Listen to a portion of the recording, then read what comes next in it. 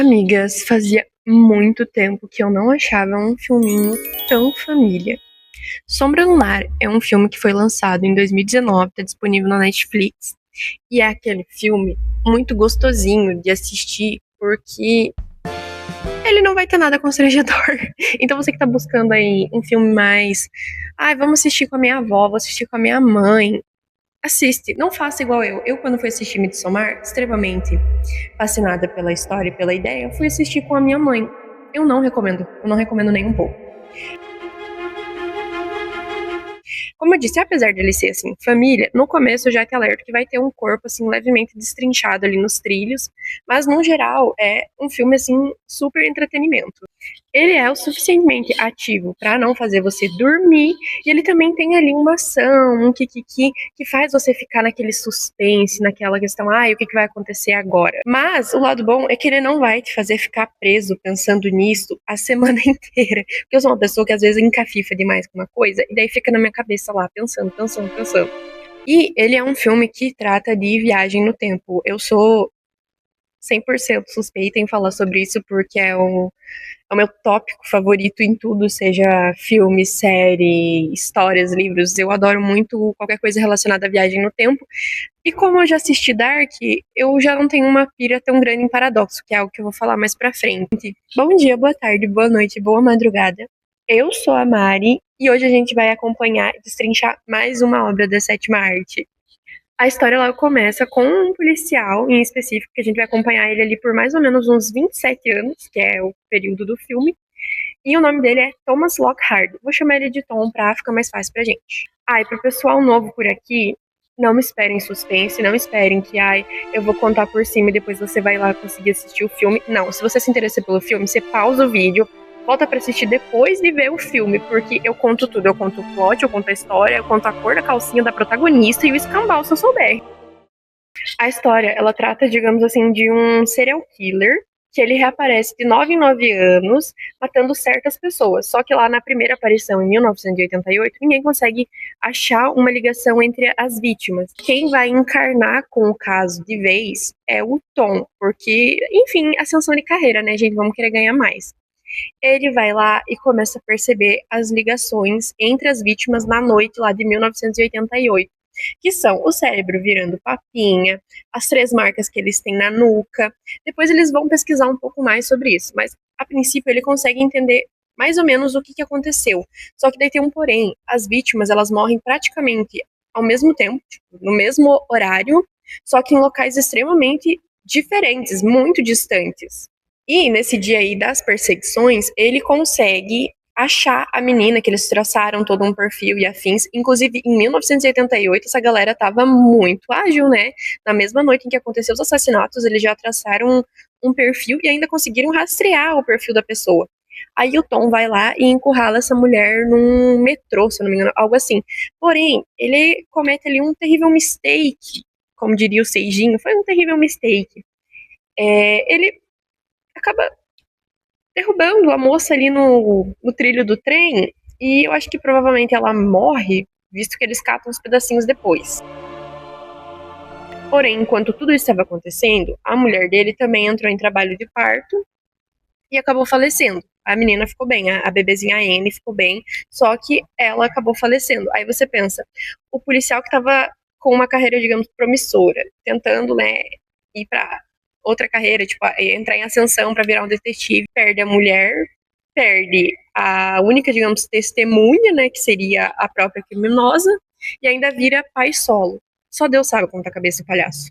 O problema é que ele fica muito bitolado com toda essa questão e ele acaba virando um doido. Ele vira o doidinho do centro, versão premium, por ser policial e branco nos Estados Unidos, que apesar não é bem Estados Unidos. Me parece uma analogia. Ele vira o doidinho do centro, ele se afasta de todo mundo, isso graças ao que acontece em 1997, quando ele reencontra a mulher. Só que ele fica bitolado pra caramba, porque caramba, eu matei essa mulher, eu vi os pedacinhos sendo juntadinhos.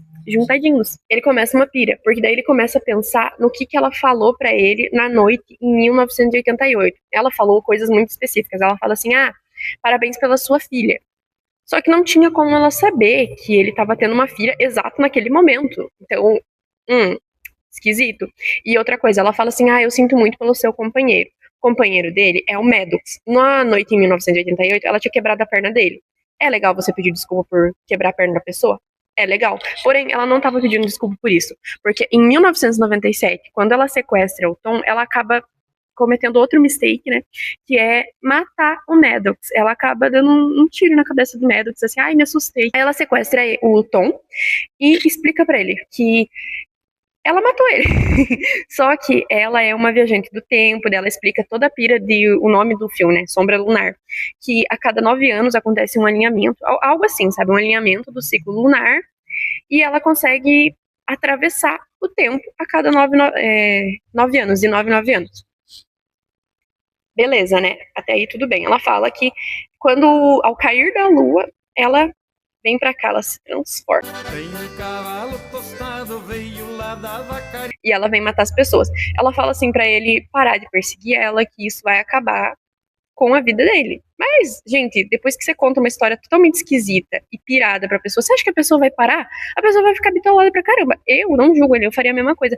A pessoa chega, me sequestra, me enfia num aviãozinho e ainda fala, viu, eu viajo no tempo por causa de um negócio da lua e é pra você parar de me perseguir, mas eu vou voltar a cada 9 anos.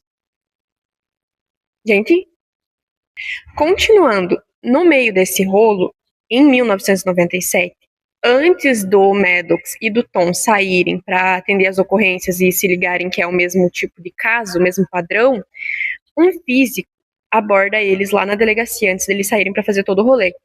Esse físico, muito louco, basicamente ele é o estereótipo do que é o cientista maluco nas histórias. Ele fala que ele já desvendou a questão da menina. Ele falou que existe uma ponte que é criada por causa do alinhamento lunar. Ele já tinha falado isso tudo antes da menina contar pra ele.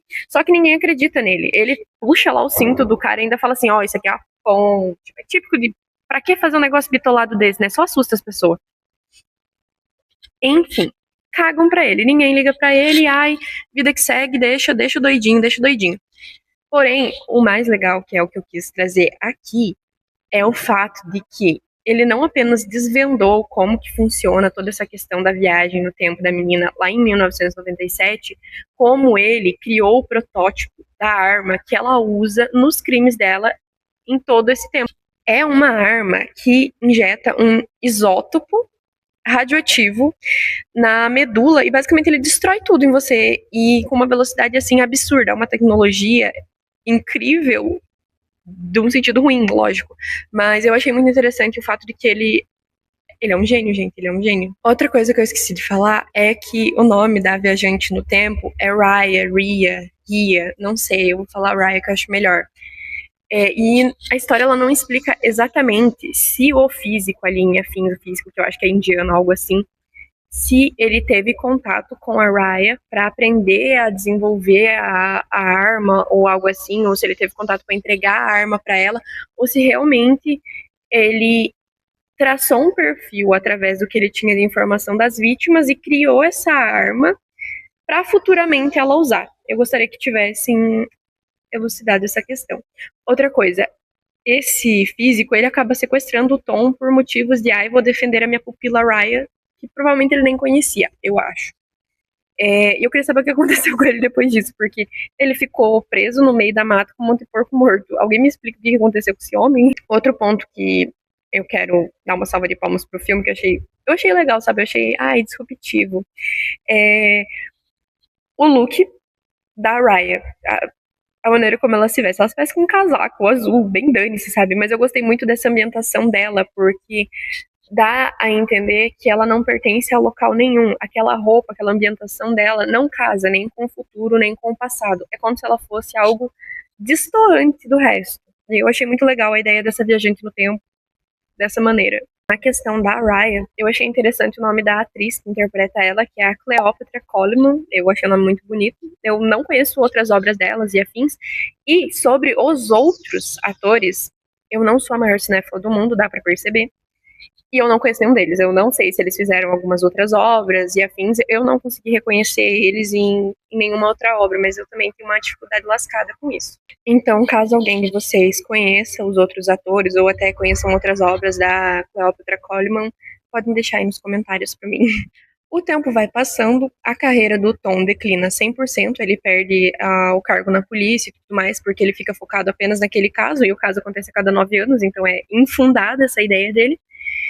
E ele fica ali como um louquinho do centro premium por causa dessa questão de ser policial, então ele ainda tem acesso a alguns arquivos e ele consegue traçar uma ideia sobre afins de onde a moça, a Ryan, no caso, sairia, porque ele fica tão bitolado nisso, num nível assim, tilelê, que ele consegue entender tudo, sabe? Aonde ela vai surgir, o porquê que ela vai surgir. E mais pra frente, inclusive, ele consegue traçar minimamente um perfil entre as vítimas, explicando o que eles fizeram. Por causa, acho que da primeira morte, se eu não me engano, que era um cara que escreveu um manifesto racista. Basicamente, um manifesto racista foi o que o cara fez, e ele foi um dos primeiros mortos, e daí 2 dos mortos seguintes eram simpatizantes das ideias dele. Então ele meio que traçou um perfil de que provavelmente a questão era que ela matava pessoas racistas. Quando já tá chegando ao fim da obra, ele encurrala a Ryan, né, lá onde ela sempre sai das viagens e afins, e fala que vai matar ela, porque matando ela tudo vai voltar ao normal, e a vida dele vai ser linda, perfeita. Ai, raios de luz e borboletas voando, que linda ilusão. Porém, ela fala, e aí vem o plot da história inteira, é que ele não vai matar ela porque ela é a neta dele. E eu confesso que era a última coisa que eu imaginaria. Eu pensei em tantas questões dela ser alguma coisa, e eu não achei que ela seria a neta dele. Foi um plot muito bom. Pra mim, foi um plot muito bom. Às vezes eu sou meio tapada, então. Aí ela fala que, na verdade, aí ele. Nossa, nesse momento ele despiroca das ideias, porque ele percebe que ele tá perseguindo a neta dele, mas na verdade a neta dele só tá seguindo, basicamente, orientações e ideais que ele enfiou nela. Então, tipo, ele perdeu a vida dele atrás disso, por culpa dele, do futuro. Não sei se dá pra pegar a ideia, mas eu também ficaria muito louca se isso acontecesse comigo. Aí ela fala que ele tem que estar no hospital agora porque ela está nascendo e ele tem que cuidar dela. Aí ele fica bem doidão e vai lá cuidar da criança, né? Ele vai fazer o quê?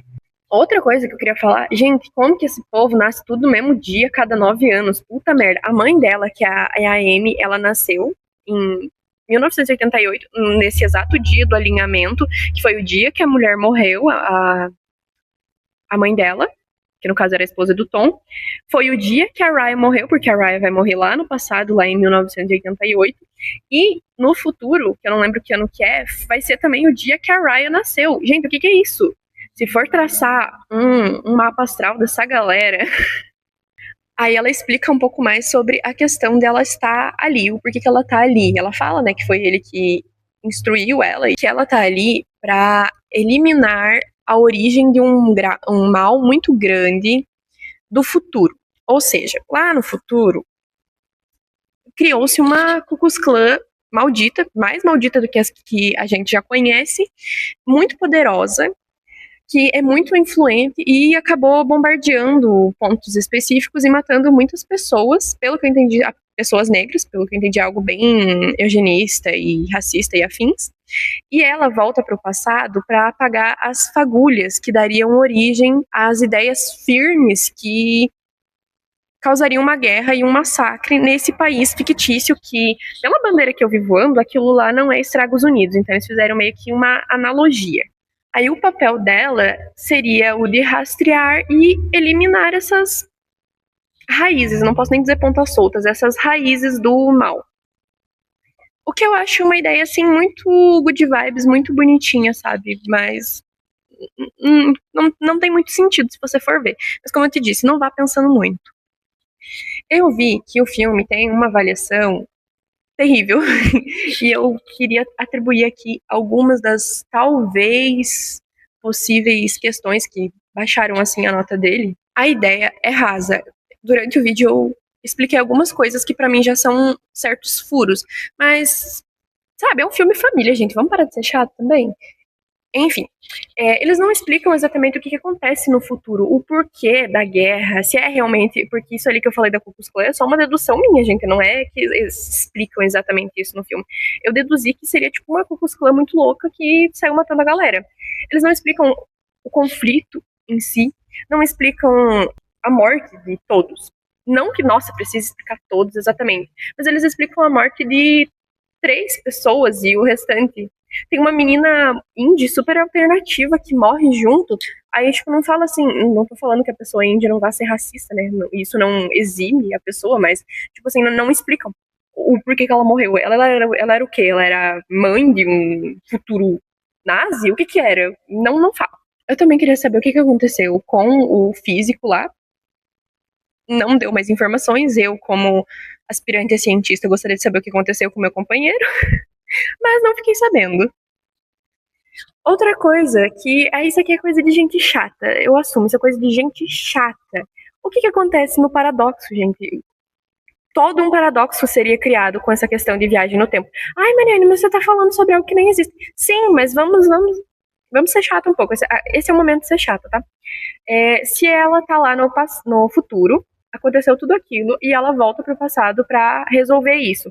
Ela volta e consegue resolver. Isso meio que anula a questão dela ter viajado no tempo. Por que que ela viajou no tempo se já tá tudo resolvido? Vocês estão entendendo que cria um paradoxo? Ela só vai viajar pro passado se acontecer no futuro. Se não acontecer no futuro, não tem pra que ela viajar pro passado. E isso vai criar um looping. Ou talvez eu seja extremamente chata, mas isso aqui é coisa que eu vi depois, tá? Eu gostei muito do filme e pra mim foi ótimo. Aí eu vi um comentário falando que talvez o filme fosse melhor se ele fosse uma série. Porque. E eu acho até que tem certo embasamento nisso, porque ao que eu vi da história, dá pra pelo menos fazer uns 5 episódios de uns 40 minutos. Tranquilo, porque tem fonte, tem embasamento, tem história pra ser desenvolvida. Porém, é aquela coisa, às vezes vira série e fica extremamente chato e cagam tudo. Então, ai, gente, tá um filme legal, vamos deixar.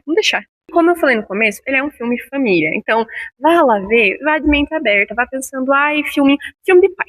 Um filme bem de pai, sabe? Ai, tem soco, tem família, tem pontapé, tem investigação, briga, suspense. Filme família, filme legal. Não vá com a cabeça de uma pessoa extremamente chata. Tipo, ai, porque isso não faz sentido com isso, porque não tem, não sei o que. Sabe quando falam assim, ai, mentirada. Então, não vá assim. Eu assisti esse filme num sábado à noite. Eu trabalho 6 por 1. O que é a vida de um CLT num sábado à noite? Você quer pegar o cérebro, deixar bem lisinho e deixar ele ali de molho. O que foi que eu fiz? Eu assisti o filme. Gente, um filme assim, aconchego, ai que tudo, ai, só deixa passando, sabe? Lógico, eu prestei atenção, tá, gente? Mas é aquele filme que não te força muito a pensar. Massa, eu gostei do filme, eu achei muito interessante. Só no domingo de manhã que eu comecei a pensar um pouco na história. Mas, gente, um filme família, sabe? Você vai ver com a sua família, você vai achar legal, você vai falar, haha, acabou. Olha, que tarde, que noite linda em família. Deixa aí nos comentários o que vocês acharam sobre o vídeo, sobre o filme. Se querem mais recomendações nesse sentido, que apesar de nem foi uma recomendação, porque eu contei a história inteira, mas se querem mais vídeos nesse sentido, com esse tema. A frequência de vídeo eu sei que diminuiu, porque a faculdade me pede muito. Ai, gente, é isso. E eu estabeleci uma meta. Vamos ver se a gente consegue, galera. Uma meta de conseguir 500 inscritos até a metade do ano. Mês 6. Temos 3 meses. Nossa, mas 3 meses é pouco. Sou uma pessoa bem ansiosa. Mas vamos estabelecer aqui a meta de conseguir 500 inscritos até o mês 6. Pra gente pensar em monetizar esse canal até o final do ano. Então vamos lá, Garela. Me ajudem. É isso, gente. Beijos.